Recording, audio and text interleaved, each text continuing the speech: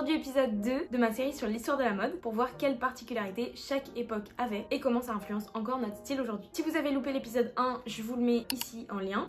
Pour rappel, j'ai eu un cours passionnant d'histoire de la mode pendant mes études. J'ai décidé de me replonger dedans, de creuser un peu plus et de tout vous simplifier et de rendre ça dynamique pour vous, pour que vous appreniez un peu l'histoire de la mode de la Renaissance à nos jours. L'épisode 1, c'était la Renaissance et j'ai débordé un peu jusqu'au XVIIe siècle parce que ça se regroupait bien. Aujourd'hui, on va parler de 1715 à 1815. C'est une période super riche en découvertes, en innovations, donc beaucoup de nouveautés niveau fashion. Et l'événement qui coupe l'épisode 1 de l'épisode 2, c'est la mort de Louis XIV, qui fait démarrer la période de la Régence. Donc on va parler de la Régence jusqu'à la fin de l'Empire en 1815, c'est-à-dire la fin de Napoléon Ier. Alors, la Régence. Petit rappel historique parce que je trouve que c'est toujours important de faire des rappels de contexte pour parler de mode parce qu'il y avait des enjeux de fou par rapport à la mode à cette époque et donc c'est important de lier les deux. En fin de vie de Louis XIV, ça s'ennuie sec à la cour. Il était hyper vieux, il a vécu jusqu'à 74 ans je crois, enfin pour l'époque c'est hyper vieux. Lui, il faisait plus trop de fiesta baila à la cour. Il avait une nouvelle meuf, Madame de Maintenon, qui n'était pas hyper appréciée. Elle était pas très fun, plutôt très religieuse et Louis XIV l'écoutait beaucoup. Quand Louis XIV meurt, son successeur au trône n'a que 5 ans, il ne peut pas du tout gouverner. Donc en attendant ses 18 ans, c'est le duc d'Orléans, Philippe d'Orléans, qui est pour la Régence. Et ça va être une période beaucoup plus fun. Déjà, les couleurs noires, c'est ciao. La rigidité des costumes, c'est ciao, je vais vous expliquer. Et la liberté d'esprit, c'est in. Je vous explique. Philippe d'Orléans, il était libertin. Les mœurs de la cour se libèrent avec des livres comme par exemple Les liaisons dangereuses de Laclos. Et ça se voit aussi dans les peintures. Je vous mets des portraits de la Renaissance comparés à des portraits de la période de la Régence. On voit vraiment que ça se libère, les silhouettes sont moins rigides, les gens sont plus détendus. On voit vraiment que les silhouettes du 18e siècle sont beaucoup plus sensuelles, libérées, heureuses, les robes sont plus flottantes, mais pareil je vais vous expliquer tout ça un peu plus en détail dans la vidéo. Donc voilà, c'est une période dont on peut se souvenir comme très progressiste. Et maintenant j'espère que quand vous irez au musée, vous aurez impressionné les gens en sachant distinguer les tableaux de la Renaissance et du 18e siècle. Sans vous approcher pour lire l'explication. La mode et le vêtement sont au cœur du siècle des Lumières. Il y a eu énormément d'articles qui ont été écrits par les scientifiques de l'époque sur la mode et le vêtement. Donc je vous rappelle, le 18e siècle, c'est le siècle des Lumières et il y a par exemple d'Alembert et Diderot qui ont écrit l'encyclopédie et là-dedans on parle déjà de mode. Il y a tout un mouvement de scientifiques qui luttent contre la rigidité des costumes de l'époque en disant que c'est contre nature. C'est contre nature. Donc ils critiquent un peu la hauteur des talons, les corsets qui compriment le corps, la lourdeur des vêtements, etc. Il y a par exemple un naturaliste qui s'appelle Buffon qui compare le corps baleiné dont je vous ai parlé dans l'épisode 1 à un pressoir à corps. Mais on a quand même gardé tout ça dans les costumes au moins au début du siècle et après on va en parler mais ça disparaît de plus en plus. Donc bref, tous ces articles ça met quand même en marche une sorte de mouvement de confort dans le vêtement. Même si ça prend du temps forcément, il y a déjà ça qui s'installe un peu dans les esprits. Le meilleur exemple pour illustrer ça, c'est les négligés. Les négligés, c'est des tenues un peu plus chill qui touchent l'ensemble de la population. Les négligés, c'est un peu des robes de chambre qui ne marquent pas la taille, donc contrairement aux gros corsets de la vidéo précédente, et qui sont souvent en mousseline ou en coton avec des plis dans le dos, les plis Watteau, qui ont été rendus célèbres par le peintre Watteau, qui les peignait beaucoup. En revanche, la Palatine, la mère du régent, détestait les négligés. Elle trouvait que ça faisait négligé. Elle trouvait ça impoli et que ça faisait pas du tout habillé. Donc voilà, elle détestait ça, mais parce que normal, elle était de l'ancienne génération. Bref, on avance un peu dans l'histoire. Louis XV, donc le fameux bébé, a grandi, il arrive au pouvoir, mais il fait pas un règne super marquant, en tout cas en termes de mode. On avance un peu dans l'histoire et qui arrive au pouvoir? Louis XVI en 1774. Et Louis XVI, ce qui va marquer son règne en termes de mode, c'est surtout Marie-Antoinette. Donc je vous fais d'abord un petit point sur les robes du 18e siècle et après je vous parle un peu plus de Marie-Antoinette. Si vous devez retenir un seul truc de cette vidéo, c'est les robes à la française. C'est vraiment les robes qui caractérisent le 18e siècle. Pareil, si vous vous baladez au musée et que vous devez dater un tableau, je sais pas quel genre de jeu d'intello c'est, mais imaginons, vous regardez les costumes et vous reconnaissez si c'est une robe à la française ou non, ok?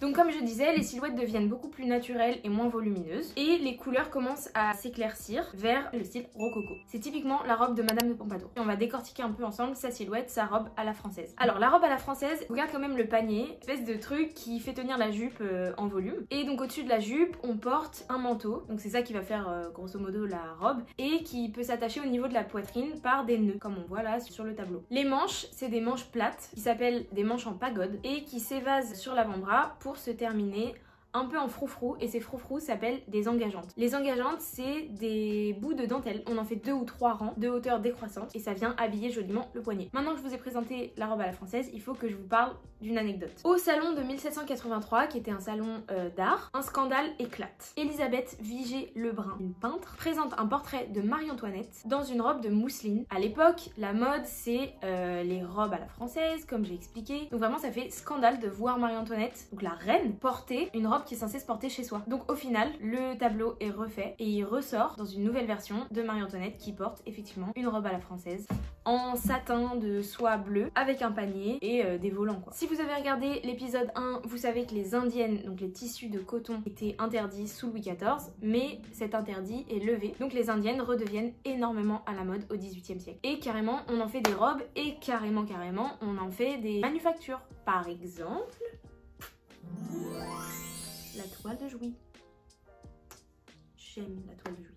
Si vous me connaissez personnellement et que vous regardez cette vidéo, vous devez être 3 personnes quoi. Vous savez que ma grand-mère habite à Jouy-en-Josas, la ville de la toile de Jouy. Donc la toile de Jouy, quand j'ai commencé la couture, moi c'était vraiment mon big truc. Et donc Marie-Antoinette, elle portait pas mal de robes à la française. Et comment elle faisait pour savoir que c'était à la mode? Elle avait une conseillère qui s'appelait Mademoiselle Bertin. Et Mademoiselle Bertin, elle avait un magasin qui s'appelait le Grand Mogol. C'était un peu une star. Genre c'était elle qui lançait un peu les tendances. Carrément, elle envoyait des mannequins en Russie habillés de robes à la française pour divulguer toutes les tendances de la cour partout en Europe. Au niveau de la coiffure au XVIIIe siècle, c'est toujours plus haut, toujours plus grand. Il y a une coiffure très à la mode qui s'appelle le pouf et évidemment popularisée par Marie-Antoinette. Et ensuite ce genre de coiffure a été repris de plein de façons différentes, un peu en s'en moquant mais un peu aussi en reprenant la tendance, en faisant toutes sortes de trucs plus loufoques les uns que les autres sur ses cheveux. J'ai pas fini de vous parler des robes. La robe à la française, elle évolue pour devenir la robe à l'anglaise. Au cours des années 1770, les fameux plivatos du dos qui s'affinent et il se décale vers la taille jusqu'à même carrément disparaître. Donc il n'y a plus de corset, il n'y a plus de corps baleiné. Le corsage, c'est ce qu'on vient mettre au niveau de la poitrine.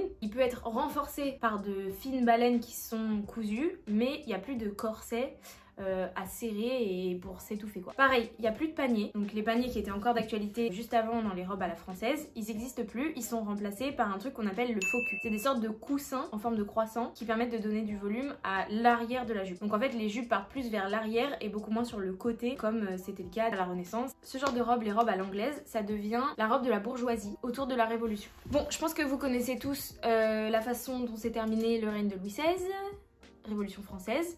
Donc évidemment, la mode change de fou à cette période-là. Déjà, il y a un décret en 1793, les bourgeois peuvent s'habiller comme les nobles. Et ça, si vous avez regardé l'épisode 1, vous savez que c'était interdit normalement. Le truc le plus stylé de la Révolution française, c'est les incroyables et les merveilleuses. C'est un courant de jeunes richoux, totalement richoux, qui n'en pouvait plus de la terreur. Donc la terreur c'était juste après la Révolution et c'était un gouvernement un peu provisoire mais genre vraiment c'était la terreur quoi comme son nom l'indique. Sauf que du coup au lendemain de la terreur, les nobles qui avaient été mis en prison se jettent un peu dans tous les plaisirs. Du coup, c'est des jeunes hommes et des jeunes femmes de familles nobles qui lancent une mode un peu extravagante.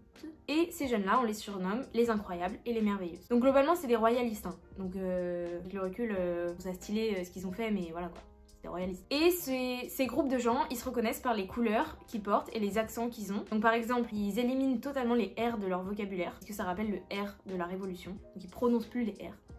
Les hommes, ils portent des tresses pour dégager leur nuque, comme les condamnés à la guillotine, donc pour rappeler leurs parents, oncles, tantes ont été décapités pendant la Révolution française. Ils s'habillent avec des chapeaux de fou, des anneaux sur les oreilles, des cravates énormes, des chaussures pointues. Et d'ailleurs, si vous connaissez les merveilleux de Fred, et vous verrez que les silhouettes qui sont dessinées, c'est des incroyables et des merveilleuses. Les femmes, donc les merveilleuses, elles s'inspirent de l'Antiquité. On retrouve les fibules dont j'ai parlé dans l'épisode 1 quand j'ai fait un petit topo sur la Grèce antique. Donc elles nouent leurs petites robes avec des fibules. Je vous avais dit que ça pouvait grave revenir à la mode. Si c'est revenu au XVIIIe siècle, moi je pense que ça peut revenir aujourd'hui. Elles veulent symboliser l'horreur de la Révolution en s'accrochant un cordon rouge autour du cou, qui symbolise pareil la décapitation, le sang, etc. Elles ne portent plus du tout de maquillage, elles sont vraiment en mode vraiment genre antiquité, on revient à la nature, genre on s'habille avec un simple drap, etc. Elles sont un peu moquées pour leurs vêtements en société parce qu'en fait elles portent des trucs transparents. Et du coup c'était un peu choquant. Il y a eu pas mal de caricatures faites sur les merveilleuses se moquant un petit peu. Par exemple cette caricature où en fait on voit un aveugle et il y a écrit « Ah s'il voyait, il y a deux femmes merveilleuses en train de passer » et en fait on voit leurs fesses quoi. Donc cette période c'était un peu n'importe nawak, sauf que en 1804, il y a un boug qui s'appelle Napoléon qui arrive et qui veut mettre de l'ordre dans tout ça. Donc vous connaissez Napoléon, il fait son petit coup d'état parce qu'il veut trop le pouvoir, ça fonctionne, il veut trop être le meilleur, donc il remet au goût du jour ce qui s'était un peu perdu au XVIIIe siècle, mais du coup ce qui est caractéristique de la Renaissance, c'est l'opulence,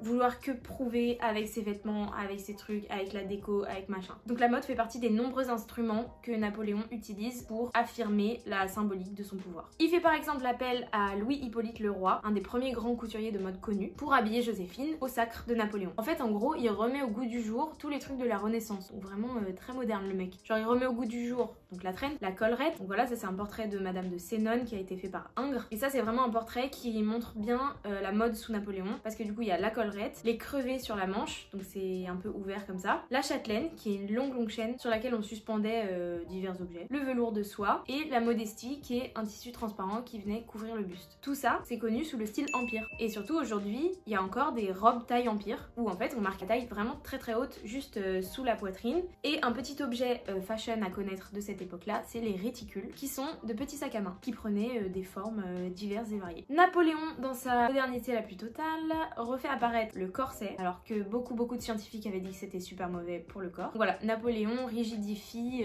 toujours plus le corps de la femme. Ça, est-ce que ça vous étonne ? Moi non. Au niveau des inventions, cette période c'est un peu la période de l'industrialisation des métiers à tisser. On a par exemple Guillaume Louis Ternaux qui se retrouve avec quelques métiers à tisser et qui construit un empire de la mode. En gros Ternaux il a été appelé par Napoléon pour trouver une alternative au cachemire, parce que si vous savez pas, le cachemire c'est fait que avec de la laine d'une chèvre spéciale genre qui est en Mongolie. Napoléon qui voulait redorer l'image de la France voulait qu'on fasse du cachemire français. Donc du coup Ternaux a fait importer des chèvres mérinos pour avoir une matière première qui ressemblait au cachemire. Il a commencé à produire les châles Ternaux, qui sont des châles hyper connus et très marquants de cette époque. Ensuite, il y a Joseph-Marie Jacquard, autre industriel très connu, et qui lui a inventé le jacquard. Le jacquard, c'est une façon de tisser le tissu qui fait qu'en fait, il peut se retourner. Bah d'ailleurs, j'en ai là, attendez. En fait, c'est une façon de tisser qui fait qu'on a le même motif des deux côtés. On a aussi le crochet qui apparaît pour la première fois en 1812 dans un magazine pour dames. Et puis la toile de Jouy dont j'ai parlé un petit peu plus tôt. De nos jours, qu'est-ce qu'on a gardé? Alors déjà, forcément les maisons de mode ont repris pas mal de codes dans certains défilés. Déjà on a le défilé printemps-été de Dior en 2005 où John Galliano